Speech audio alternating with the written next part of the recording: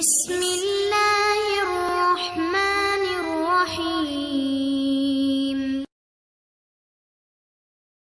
اللہ اللہ اللہ اللہ۔ آج کی اس مجلس میں آپ کے سامنے بیان کروں گا کہ حضرت آدم علیہ السلام اور اماں حوا دونوں جنت میں تھے اور شیطان کو وہاں سے نکال دیا گیا، لیکن سوال یہ پیدا ہوتا ہے کہ دوبارہ شیطان کی بابا آدم اور اماں حوا تک رسائی کیسے ہوئی؟ اس کی ذرا تفصیل سنیے۔ حضرت عبداللہ ابن عباس رضی اللہ تعالیٰ عنہ اور عبداللہ ابن مسعود رضی اللہ تعالیٰ عنہ اور دیگر صحابہ رضوان اللہ تعالیٰ اجمعین سے روایت ہے کہ جب اللہ تعالیٰ نے آدم اور حوا کو جنت میں ٹھہرنے کا حکم دے دیا اور ان کو کہہ دیا کہ تم یہاں سے چاؤ کھاؤ اور اس درخت کے پاس نہ جانا ورنہ تم نافرمان ہو جاؤ گے، تو ابلیس نے ان کے پاس جنت میں جانا چاہا، مگر جنت کے محافظ فرشتوں نے ان کو روک لیا۔ پس ابلیس جنت کے ایک چوپائے کے پاس آیا جس کو حیا کہا جاتا ہے، اور اس سے کہا کہ تم مجھ کو اپنے منہ میں لے کر آدم تک پہنچا دو۔ اس جانور نے اس کو اپنے منہ میں لے کر جنت میں داخل کر دیا، اور جنت کے محافظ فرشتوں کو خبر نہ ہو سکی، چونکہ اللہ کو ایسے ہی منظور تھا، اس لیے فرشتے اس کے داخل ہونے کے وقت بے خبر رہے۔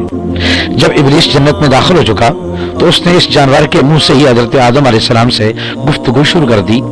اس نے اولاً کوئی توجہ نہ دی اور وہ اس جانور کے منہ سے باہر آیا اور آدم علیہ السلام سے کہنے لگا، اے آدم، تجھے ایسا درخت نہ بتا دوں جس کو کھا کر تو ہمیشہ زندہ رہے اور فرشتوں میں سے تیرا شمار ہونے لگے؟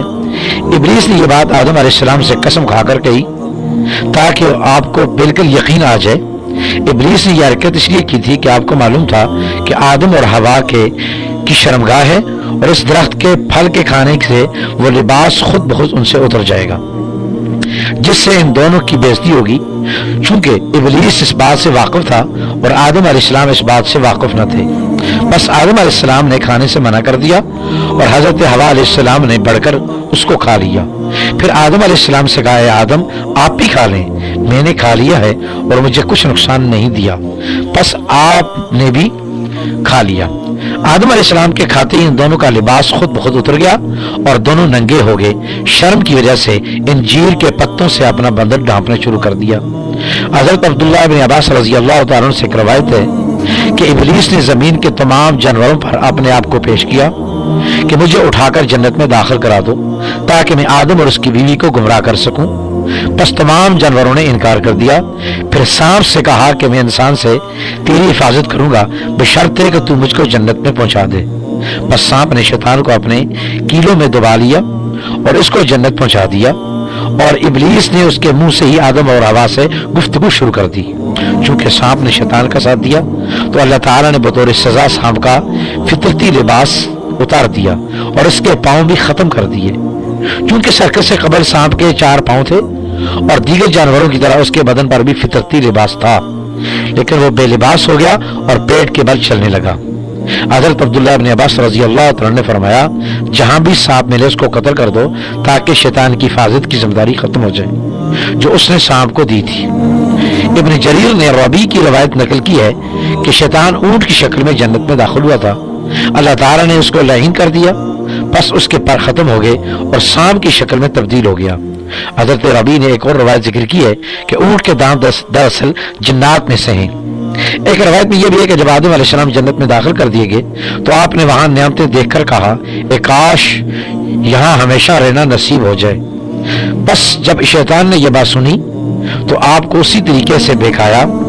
ابن اسحاق کہتے ہیں کہ شیطان نے آدم اور حوا کو گمراہ کرنے کی ابتدا اس طرح کی، اس نے ایک چیخ ماری جس کو سن کر وہ دونوں رنجیدہ اور غمگین ہو گئے اور شیطان سے کہا کہ تو کیوں رو رہا ہے؟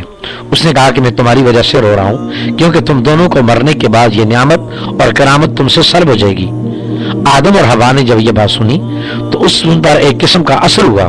پھر شیطان نے وسوسہ ڈالا کہ میں تمہاری رہنمائی کے لیے ایک ایسے درخت کی طرف کرتا ہوں جس کو کھا کر تم کبھی بھی مرو گے نہیں، اور قسم کھا کر کہا کہ میں تمہارے رب نے اس درخت کے پھل کو کھانے سے اس لیے منع کیا ہے کہ کہیں تم اس کو کھا کر ہمیشہ کی زندگی کے مستحق نہ بن جاؤ اور تمہارا شمار فرشتوں میں ہونے نہ لگے۔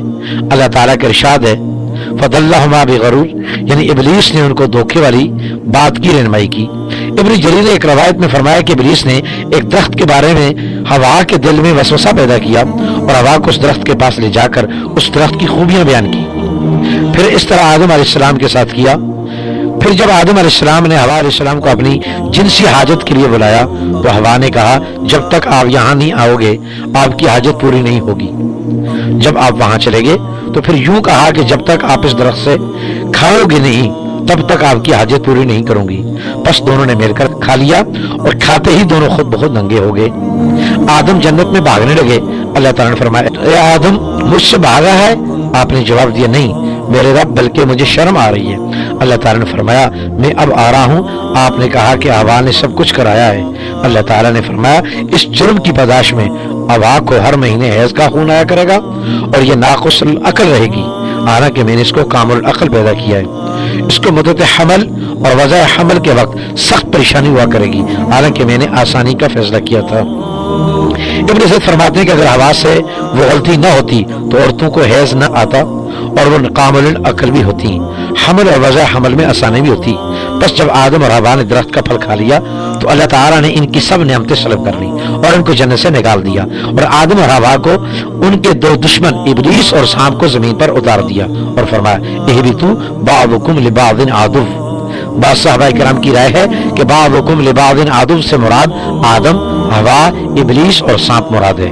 इब्न मसूद रज़ियल्लाहु ताला अन्हु फरमाते हैं, सांप पर लानत पड़ी, उसके पर खत्म कर दिए गए और वो पेट के बल चलने लगा और उसकी रोजी अल्लाह ने जमीन में रख दी। मोअज़्ज़िज़ सामीन, आप हज़रात ने मुकम्मल वीडियो सुनी तो इसमें हज़रत आदम अलैहिस्सलाम और अम्मा हवा दोनों को शैतान ने इस मामले में बरगलाया और उसके बाद अल्लाह रब्बुल इज़्ज़त की ज़ात ने दोनों को जमीन पे उतारा।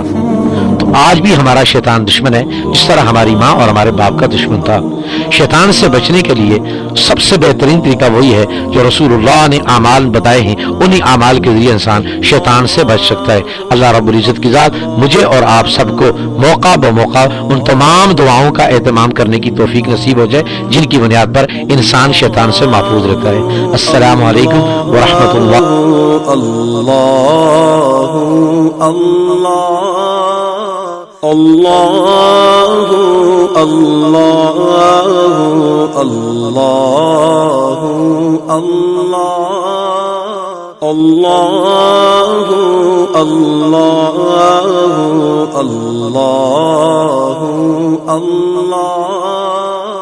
अल्लाहु अल्लाहु अल्लाहु